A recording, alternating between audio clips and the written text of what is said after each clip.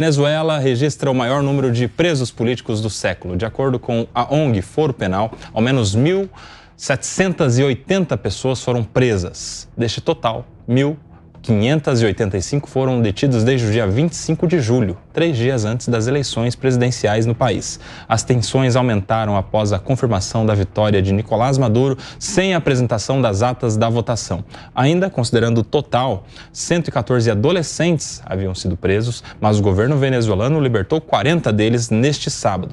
Eles agora devem cumprir medidas cautelares. Enquanto isso, Nicolás Maduro pediu uma brigada de 1.000 pessoas ao MST, um movimento sem terra. O objetivo seria auxiliar na produção agrícola na Venezuela. Esse pedido foi feito durante uma cúpula da ALBA-TCP, a Aliança Bolivariana para os Povos da Nossa América, Tratado de Comércio dos Povos, que aconteceu na última terça-feira e teve representantes do movimento brasileiro. Quando você acha que não dá para ter uma cena pior, meu querido João Belucci, a gente pode ter governo de Nicolás Maduro mais o MST. E aí? Pois é, Colbert. É filme isso aí, não é? Parece filme, né? Porque o que parece é que o MST foi lá de alguma forma pedir algum apoio e também chancelar o que acontece na Venezuela. Só que os números da Venezuela já são, inclusive, de alguma forma, superiores ao regime militar do próprio Brasil. Então, assim, é uma ditadura escancarada. Nenhuma ditadura na história recente, até onde se consta, chegou e disse: boa tarde, eu sou uma ditadura. Todas se intitulam democracia. Todas dizem que estão fazendo aquilo em nome do povo, para o bem do povo. E o Nicolás Maduro não foge a essa questão. Nós tivemos recente uns leves desentendimentos entre Lula, Maduro, Daniel Ortega, os amigos do Foro de São Paulo, mas me parecem protocolares. O Lula falou que não reconhece a eleição do Maduro, mas também não reconhece da oposição. O Nicolás Maduro, ele fez o que normalmente se faz nas ditaduras, aparelha todas as instituições, de forma que ainda que houvesse uma nova eleição, seria difícil confiar no resultado. Eu lamento que o MST vá lá, lamento que o MST tenha esse entorno de proteção midiático, jurídico, de alguma forma até do Ministério Público, se especula, né? Que teria, porque assim, cometem muitos atos que infringem a lei, mas raramente há punições. Então não se sabe o que o MST foi fazer lá, não tá claro, e o Maduro já aproveitou também o momento, né? Com essas pequenas rusgas com o Lula, já colocou o boné e foi lá, inclusive, chamar mais gente do MST para ir para lá. Pode ser que o MST esteja, né, expandindo suas fronteiras internacionalmente, sempre nessa turma aí do Foro de São Paulo, Kobayashi. Ô, Luiz Fernando Pacheco, e esse tanto de preso, hein? Inclusive mais de 100 adolescentes. Olha, é uma barbaridade, né? Eu já falei aqui, o governo do Nicolás Maduro é sim uma ditadura. Essas eleições foram uma fraude. Esse número de presos é um descalabro. Os opositores estão presos. Isso configura, sem sombra de dúvida, uma ditadura que deve ser combatida. E, infelizmente, como é que se combate um regime desse sem que se faça uma guerra? É com embargo econômico. Quem é que sofre com embargo econômico? A população. Então, infelizmente, lamentável, o Brasil... O presidente Lula vai numa escalada, né? O presidente Lula... Parcelas, né? Ele vai em parcelas. Ele vai devagar, em doses homeopáticas, mas eu acho que ele vai chegar lá, né? Espero que ele chegue lá, porque o Brasil é o líder da região e é muito importante que o Brasil diga de forma clara que não reconhece o governo do Nicolás Maduro, para que, de alguma forma, isso ajude na pressão para que esse ditador deixe o poder. Você concorda com o Pacheco, Kriegner? Concordo com o Pacheco no sentido de condenar o que está acontecendo ali, mas discordo do otimismo de que nós vamos chegar lá com esse governo que nós temos. Vale lembrar que nós tivemos ali acompanhando as eleições o próprio assessor especial, Celso Amorim, né, que já foi ministro das Relações Exteriores no Brasil, que tem um nome de peso na diplomacia não só brasileira, mas também internacional, e que nada fez. Vale lembrar da abstenção do Brasil na OEA, no momento ali de exigir a apresentação imediata das atas, se absteve, depois a OEA acabou aprovando, mas aquilo ali já deu tempo para fabricar todas as evidências que eles precisavam. Tem tantos episódios que a gente traz aqui que trazem pra gente um pessimismo de não acreditar que o Brasil vai de fato se posicionar. Aliás, o governo brasileiro, porque a população brasileira já está posicionada. As pessoas, os formadores de opinião, todos já olham para isso, e se você não tem um endeusamento político, né, uma idolatria aí política, você está olhando para os fatos e está vendo isso aqui não está bom, isso aqui não está certo, isso aqui precisa acabar. A gente viu, você bem mencionou, Koba, 130 crianças, o mais velho tendo 13 anos. São crianças, não dá nem pra gente dizer que são adolescentes, são crianças presos, acusados de terrorismo. Então, olha o nível, que isso é o que nós temos dados, né, informações, que a gente sabe que nesse cenário ali, informação não é garantida e a imprensa também não é livre. Então, é muito sério o que está acontecendo na Venezuela. Eu falei isso no Linha essa semana, e acho que a única coisa que dá para celebrar é o convite que o Maduro fez por MST. A gente podia mesmo fazer uma mobilização e enviar o pessoal do MST. Ele abriu, ele está oferecendo terras, está oferecendo garantia ali de produção, então podíamos fazer uma excursão, não sei, cada um dá um pouquinho, a gente freta um ônibus, vai o pessoal todo para lá para poder produzir e a gente resolve 2 problemas, a democracia na Venezuela e o Brasil sem MST. E aí, Nossa, lamentável o teu comentário, desculpa. Eu sabia, Pacheco, eu tava esperando a sua reação, mas o povo brasileiro acho que vai concordar bastante. Eu acho que o povo brasileiro não vai concordar. Dá uma olhadinha aí no chat, se puder. Um trabalho maravilhoso aqui. Não tem feito. O chat não reflete de invasão de terras tem realmente sido muito eficaz. O MST tem feito um trabalho maravilhoso no Brasil. Não tem feito. Até a produção deles, eu fui lá, passei na frente da loja, eu não consigo comprar o que eles Você vai comigo no Armazém do Campo semana que vem. Eu passei lá na frente, é caro o arroz. Você vai comigo lá. O arroz, o arroz orgânico. Esse arroz orgânico maravilhoso. Eu te convido aí comigo lá, sábado que vem. Eu vou sim, mas aí você paga. Porque quem ganha é caro. O meu salário não dá pra comprar produto. Eu não ganho salário, mas é por minha conta. Paga parcelado? No socialismo, eles compartilham. Ah, tá bom. Quem ganha 1 milhão por dia é você, Pacheco. Vamos lá. 1 milhão de milho orgânico, né? Tá produzido pelo MST. Perfeito. Vai lá, Diogo da Luz. Quando eu escuto alguém dizer que o governo Lula vai chegar lá com relação à Venezuela e logo depois diz que o MST está fazendo um trabalho perfeito, acho melhor nem comentar sobre isso, né? Mas o que me deixa realmente, não vou comentar mesmo, mas o que me deixa realmente impressionado é ver a capacidade destrutiva do Maduro. Primeiro, falando dessa questão dos presos, dos menores de idade, 74 ainda estão presos, menores de idade, porque se manifestaram na rua, emitiram sua opinião. Nem mesmo o Maduro e ninguém do seu governo fala em um vaso quebrado pela oposição. Não fala em uma morte causada pela oposição e nenhum mal causado pela oposição, a não ser emitir uma opinião que pudesse derrubar o atual chefe de governo. Mas a outra coisa que me impressiona no Maduro é ver, quando ele faz essa propaganda do MST, ele derruba de uma vez a máscara dessa organização, que não é organização porque não tem um estatuto e nem um CNPJ. Porque ele fala, venham para cá... Que nem o X, eu escutei, não tem CNPJ que nem o X. até o fim, espero poder terminar. Pode terminar. Eu te falei, é um debate, não um monólogo. Vai lá, Diogo da Luz. O MST promete dizer que as pessoas querem terra. E a luta é por terra.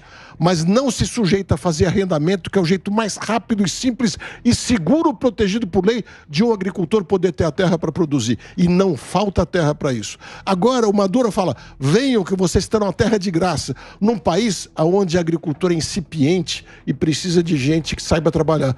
Por que eles não vão para lá? Porque eles não querem trabalhar na terra, só querem fazer bagunça. Você quer agora que o cara seja obrigado a emigrar? Sobre o arroz do MST... É bom que se diga bem claro, ele é caríssimo e não alimentaria sequer um dia. O MST não produz só arroz, não, viu, Diogo da Luz? Não alimentaria sequer... É mais um que está convidado aí comigo no Armazém do Campo. Eu escutei falar. Não alimentaria sequer um único dia dos brasileiros. É uma absoluta farsa.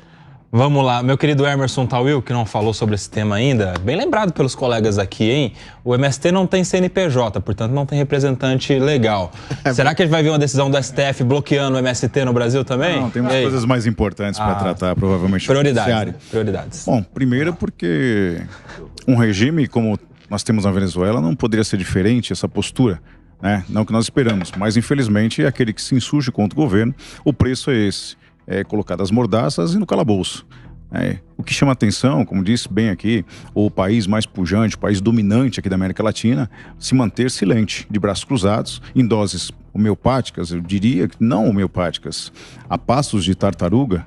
E, sem dúvida, o governo irá chegar à Venezuela, mas chegar talvez para uma comemoração, uma festa, né? Para brindar, talvez, dentre outros interesses que são bilaterais entre os países, mas, em verdade, não tem uma pressão por parte do maior país da América Latina para que fizesse uma repulsa ali à Venezuela. Lembrando também que, olha, embargos totalmente comerciais.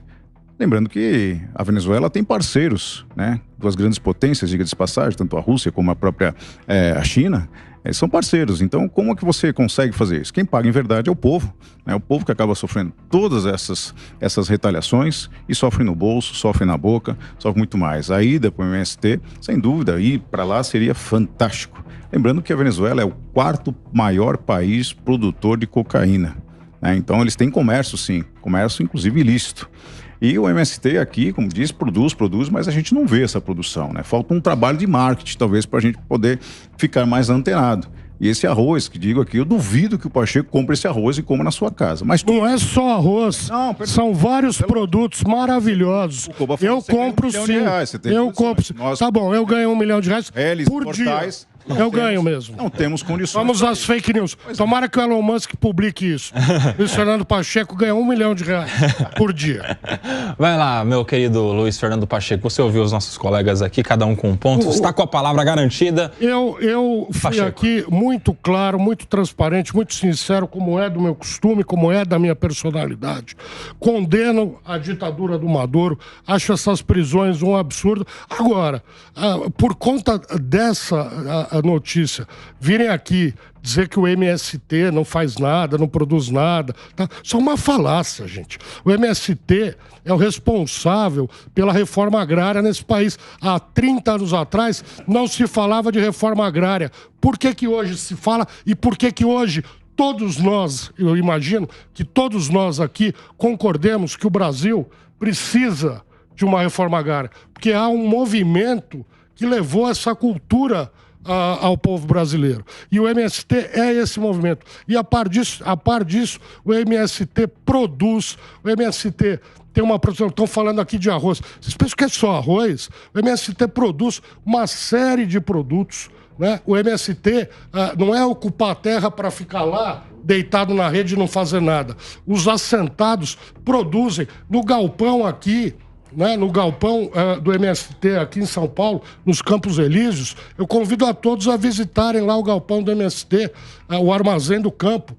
É um local maravilhoso, onde você pode comprar diversos produtos orgânicos a preços baratos, não são preços exorbitantes, como foi dito aqui. É lógico que um arroz orgânico não custa o mesmo preço que um arroz comum, mas há diversos produtos, além de ser um centro de debates, um centro de cultura, um centro de estudos.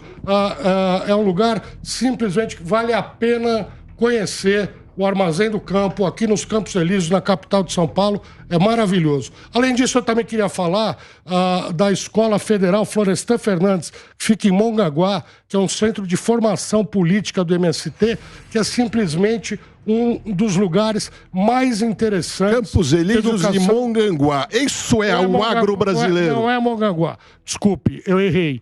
A escola. A Escola Florestan Fernandes, ela fica... a gente vai checar já. Me fugiu o nome agora da cidade. Não é Mongaguá. Mongaguá é praia. Ela não fica na praia, ela fica no interior aqui de São Paulo. É uma escola maravilhosa de formação, que há gente da América Latina inteira lá. É um lugar que eu tive o prazer de visitar e considero um centro de excelência. Campos Elíseos, qual o problema do Campos Elíseos, o Diogo da Luz? Campos Elíseos é no centro de São Paulo. É uma ocupação do centro de São Paulo. O centro de São Paulo está tão degradado, o MST, o galpão do MST lá, é algo até que contribui com a revitalização do centro. Só antes a informação é em Guararema. Guararema, desculpem. A Escola Florestan Fernandes em Guararema, aqui perto de Mogi das Cruzes, interior de São Paulo. Nossa competente Beatriz, nossa diretora do programa de hoje, está nos atualizando desta informação. Fala lá, João Belucci, que havia pedido a palavra. Eu imagino que nessa escola certamente ensine liberalismo econômico, escola austríaca, refute Paulo Freire, marxismo, é o que eu imagino que ensina. É claro que não, claro que não. Lá não é uma escola liberal, não é uma escola neoliberal, também não é uma escola marxista. Existem denúncias que não é uma escola marxista. Você sempre vem com essa história de marxismo, neomarxismo. Não existe não é mais, nada né? disso. Pode ir na faculdade. Não é nada disso. É outra coisa. É política social o que se ensina lá. De adentrar a terra mesmo sem convite. Mas o que eu ia... Adentrar a terra mesmo sem convite, tendo em vista as injustiças sociais na distribuição da terra no Brasil, que perduram por mais de 500 anos. Desde as capitanias hereditárias. Sesmarias e tal. Então é que o MST, ele está no governo, né? Desde o Lula 1, Lula 2, Dilma 1, o MST não está no governo. Sempre o MST é um ministério. Por que não faz a reforma agrária? O governo Lula vem fazendo reforma agrária. Acontece que, se fizesse uma reforma agrária de hoje para amanhã, você estaria aqui criticando. O governo Lula está fazendo uma reforma agrária com responsabilidade. Um direito à terra. Em terras improdutivas, em terras devolutas, que são terras do governo, que não são utilizadas. Então, é uma reforma agrária com responsabilidade. O que cabe ao MST, que não faz parte do governo, nem nunca fez, é manter-se com seu discurso, independentemente do governo que seja. O MST sempre teve cargos. Chefe, participou da CUP, foi na China, bancado pelo governo. Quando ele tem que criticar o governo Lula, ele critica, mostrando a total independência do movimento em relação ao governo. Mas, só para deixar claro antes do João completar, meu querido Pacheco, o MST está no governo, sim. Eles indicam os membros do INCRA. E quando não nomeiam todos os seus indicados, eles fazem mais invasões para pressionar ainda mais para nomear, ou não? O MST, como um movimento social, que sim, existe uma identificação ideológica com o governo atual, ele pode indicar. O que eu estou falando aqui é que não existe, né, o MST como movimento dos trabalhadores sem terra, ele não ocupa assento no governo. Eventuais membros do MST, como membros da CUT, como membros dos sindicatos, como membro de qualquer outra organização, pode ocupar um cargo do governo. O que não quer dizer que o MST comande o governo. Perfeito. Tanto que, como eu disse aqui, o MST muitas vezes não tem problema algum em fazer críticas ao governo federal. Perfeito. Agora quem está com a palavra garantida é o João Belucci. Só rapidinho que o MST foi numa viagem para a China com o governo Lula recente também, compôs a cúpula lá gigantesca que foi. Mas o que eu quero falar só para fechar do MST é que o MST foi lá visitar o Maduro. Ele de alguma forma teve coragem, porque existem muitos outros movimentos que também queriam ir lá. Diretórios acadêmicos, enfim, tem um monte de movimento que queria ir lá também aplaudir o Maduro, mas não teve coragem. O MST teve coragem de ir lá e falou: a gente apoia o Maduro, porque é isso que ficou bem claro, apoia a ditadura do Maduro. E aí, meu querido Diogo da Luz, que também havia pedido a palavra. Bom, eu quero fazer um elogio e uma pequena crítica ao Luciano Pacheco. Pelo que eu escuto por aí, inclusive de vocês, advogados, que ele, como penalista, é um dos melhores do Brasil. Não, ele é brabo, é bom. Se não ganha R$1 milhão por dia, é porque não quer. Ele recusa. Porque não faz questão. Verdade. Bota o Pacheco aqui na tela. Você já continua. Mas bota o Pacheco. É verdade, ele recusa. Ele só não ganha R$1 milhão por dia porque ele não quer. Ele se quisesse, ganharia, porque o Pacheco é um dos maiores criminalistas do Brasil. Tem mais de 20 anos. Como disse o Dr. Goraeb, o médico que esteve aqui conosco agora, sim, eu sou realmente um dos maiores, né? Tô com 1,85 m, tô pesando 115 quilos. Quer dizer, tô totalmente... Sou um grande advogado criminalista. Não, mas modesto. Pacheco é, sim, advogado da primeiríssima prateleira da advocacia criminal. Quem conhece sabe, Luiz Fernando Pacheco. Vai lá. Pois bem, como advogado penalista, não há o que discutir. Espero não precisar, logicamente. Mas posso dizer com absoluta segurança que do agronegócio não conhece nada depois do que eu escutei ele falar. Porque acreditar que alguém seja importante para o agronegócio brasileiro, porque tem uma escola em Guararema, com todo o respeito à cidade, que está longe de ser a sede do agro brasileiro, e um armazém na capital, no centro da cidade. Foi só um exemplo, Diogo. Foi só um exemplo. Sim, foi um exemplo que você trouxe. Eu estou trazendo. O único que ele olha, o que se guarda? Olha, nem a incipiente produção de arroz do MST caberia no armazém dos Campos Elíseos, de tão pequeno que é isso. É enorme o armazém do Campos Elíseos, mas foi só... Não tem noção do que seja agricultura. Eu conheço muito bem o que é agricultura, eu frequento, inclusive tenho amigos desde da minha adolescência. Eu gosto... Turma do Rio Grande do Sul, traga arroz para guardar nos Campos Elíseos, que não tem problema de cheia. Eu sou um entusiasta da agropecuária, tenho amigos, desde os 15, 16 anos, eu frequento a fazenda de amigos, claro. Não tenho. Se eu ganhasse. Fazenda de amigos. Se eu ganhasse. É coisa de advogado rico. Se eu ganhasse normal, 1 milhão. Problema se eu ganhasse 1 milhão. A questão é conhecer o agro, conhecer de verdade. Eu seria quem dono de fazenda, mas jamais um latifundiário. Quem carrega esse país nas costas, com quase 40% da produção nacional. Concordo com você. Vem dizer que o MST é importante para a agricultura, importância nenhuma. E muito menos para colocar o agricultor pequeno, pobre, de propriedade de sua terra. O MST não titula propriedade para ninguém. O MST é uma falácia, não vale absolutamente nada. Não é a minha opinião. Bola no chão aqui com o Henrique Kriegner, vai lá. Vamos desfazer então o convite que o Pacheco fez para o pessoal conhecer lá o armazém. Vamos refazer então, ao invés de desfazer, vamos refazer.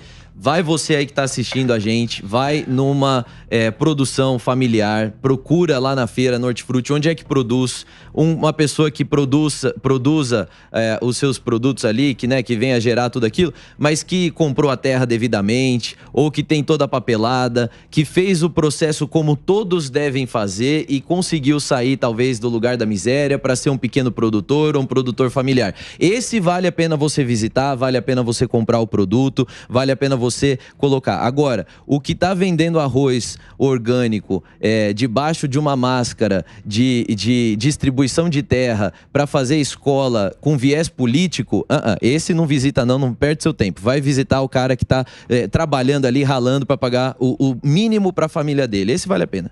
Eu quero saber qual desses lugares aí que você vai, o Emerson, tá, viu? Tá difícil. Qual é a visita que você vai fazer? Pacheco, é uma coisa muito engraçada. A inversão de valores nesse país é uma coisa fantástica, que tem colado e parece que está cada vez mais pujante. Olha, temos que... A nossa audiência sabe, a gente não precisa falar aqui, não é fake news, vocês sabem disso. Nós temos que parabenizar o nosso agronegócio. Foi quem sustentou o mundo, quem alimentou o mundo na pandemia. É quem mantém ainda a economia desse país de uma maneira ainda claudicante, mas estável, com uma saúde financeira razoável, mesmo com 1,128 trilhões de rombo fiscal. Né? E aí vem falar que o MST, olha, o arroz orgânico, o único produto talvez seja esse. Nós temos que parabenizar aquele que, como disse aqui o colega, assim, aquele que comprou a terra com o suor da família, que se arrasta 60, 100 anos, que existe uma tradição, uma história dentro daquelas terras. 100 anos. Exatamente terras isso. Que tem mais do que exatamente isso. Que capitanias hereditárias. Você não viveu nessa época, você não pode testemunha disso. Você que tá falando, pô. Pois é, mas é verdade. É o nosso agricultor, é o cara que acorda cedo, entendeu? Que ara a terra, que passa o sufoco, que passa o perrengue, que acorda cedo, tem que sustentar as famílias que dependem dele. Precisa fazer o quê? Precisa produzir, arrecadar, fazer o pagamento dos seus funcionários do tributo, que não são poucos nesse país, e ainda assim tirar o próprio lucro. Não é invasão, invadir uma terra produtiva, dizendo que, olha, precisamos aqui fazer arrendamento, tudo mais. É uma falácia isso, infelizmente. Os grandes homens desse país estão sendo deixados de lado. Estão colocando à frente, à vanguarda, pessoas que não podem ser referência de nada. Porque, primeira coisa, para ter sucesso é preciso ter resiliência. É preciso saber perder para poder ganhar. Não é tomar as coisas a pulso firme. É preciso conquistar. E o que falta muitas das vezes para esse órgão é conquistar, coisa que esse essa ONG, essa entidade aí, que é uma entidade, um movimento anti-horário para nós. Então, infelizmente, tem que valorizar aquele que produz, aquele cara sério, não essas pessoas que infelizmente se apossam daquilo que existem proprietários legítimos que pagam seus tributos. Nada. Eu sou um entusiasta do agronegócio. Você, como um ótimo penalista, é um péssimo agropecuário. Eu sou entusiasta do agronegócio, daquele que produz. Não vamos, porém, deixar de dizer que existe uma injustiça secular na distribuição de terra do Brasil. Esse é o grande problema de vocês. É um país de grandes latitudes. Esse é o grande problema. Se esconder atrás da história. Ninguém quer arregaçar as mangas e trabalhar. Vai ver nos Estados Unidos se existem grandes latifúndios como aqui. Lá é a pequena agricultura, a média agricultura, e é disso que nós somos entusiastas. Pacheco, eu vou só concluir para dizer o seguinte: o agronegócio, de fato, sustenta esse país. Só que o país também sustenta o agronegócio, porque o agronegócio é amplamente financiado pelo governo federal. Seja no governo Lula, seja no governo que for. O agronegócio tem subsídios, sim, muito relevantes para o seu funcionamento. Pacheco, é importante nesse país, eu vou usar como referência, nós precisamos aprender a deixar de nos vitimizar, perdão, a palavra correta é vitimizar. Eu sou filho de pai portuário e minha mãe era do lar. Sabe qual foi a minha grande revolta, a minha revolução? Debruçar nos livros, perder meus horários de folga para poder estudar, para hoje conquistar o que eu conquistei, para ter um pouco de dignidade, porque grandes amigos não tiveram essa oportunidade, ficaram de braços cruzados como grande parte dessa entidade, que fica esperando migalhas do governo. É preciso a gente buscar, tem que buscar, migalha do governo. É preciso. O pão, esse é o grande problema, ninguém quer buscar. Eu nunca me vitimizei.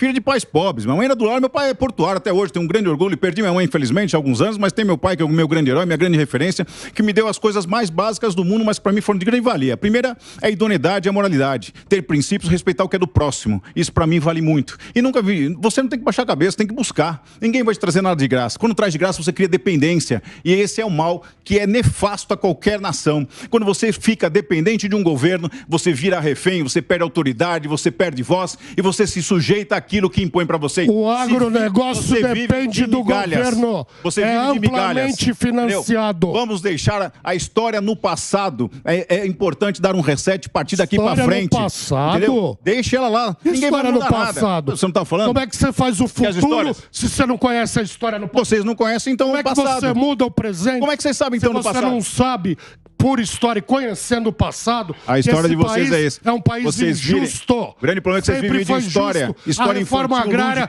está por ser feita nesse país há 500 anos. O país vive de realidade, não vive de história, senhores. Para colocar o pão todo dia na mesa, de hoje. Tem que acordar. É só você ver, sai de lá desse celeiro aí que você tem ido e vai para um ponto de ônibus na Zona Norte, Zona Sul, as comunidades mais simples, e que o sujeito chega 3 horas da manhã para pegar 3, 4 ônibus para poder e luta, que é quem contribui. Eu não vou aceitar. Você não aceita se você quiser. Vocês nunca aceitam a verdade. Não aceito. Você não me conhece. Vocês nunca aceitam a verdade.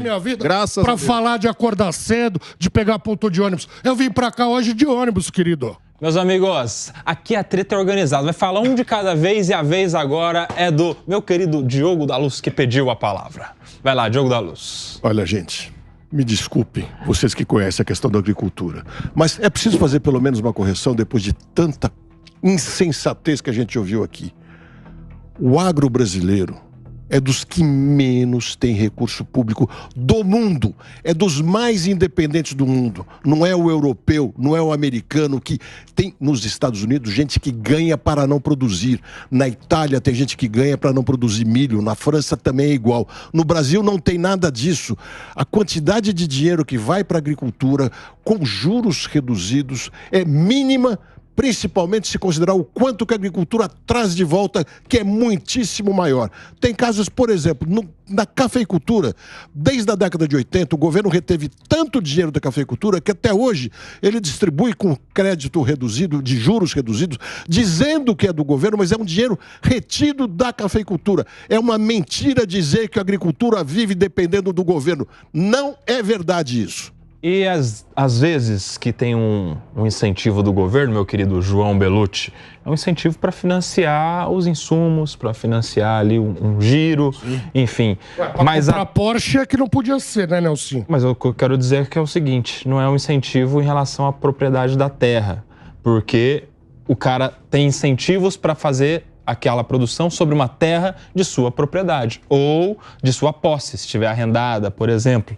E o MST não tem essa premissa de fazer uma produção sobre algo que é de sua propriedade ou de sua posse.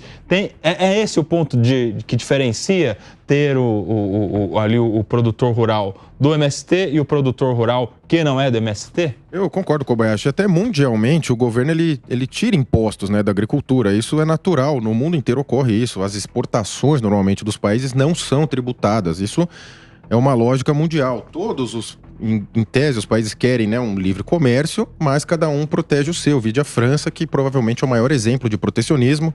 Tivemos a visita recente do Macron aqui, que não nos deixa mentir. Veio defender os interesses da França, o que é legítimo. Agora, isso é bem colocado, Kobayashi, porque assim, o MST, a questão da reforma agrária que eu vejo é que não há um direito natural ungido a uma terra. E o governo Lula já está no 3º mandato. Tivemos a Dilma também. Não faz a tal da reforma agrária porque não quer. A melhor reforma, concordo com o que vocês falaram, que seja da questão do assentamento, é dar a propriedade, dar o título, facilitar financiamentos. Porque assim, o financiamento, como o Diogo colocou, o dinheiro já é da população, é retirado diariamente via impostos. São impostos altíssimos. Na reforma tributária vai aumentar os impostos, então que o governo tenha algum entendimento correto. Tem tido, de alguma maneira, suave no plano safra, enfim, tem dado continuidade nesse sentido. Agora, precisa de mais e precisa parar de bater no agro, culpar o agro pelas coisas. O agro ajuda a nossa balança comercial, sempre ajudou. O Brasil é exemplo no mundo, é o celeiro do mundo. Então, assim, temos a vocação agropecuária, mas também o Brasil precisa desenvolver tecnologia. As nossas elites precisam pensar um pouco mais no país, que além de celeiro, nós precisamos desenvolver a nossa indústria de tecnologia da informação. Enfim, o Brasil tem muito a avançar ainda, Kobayashi.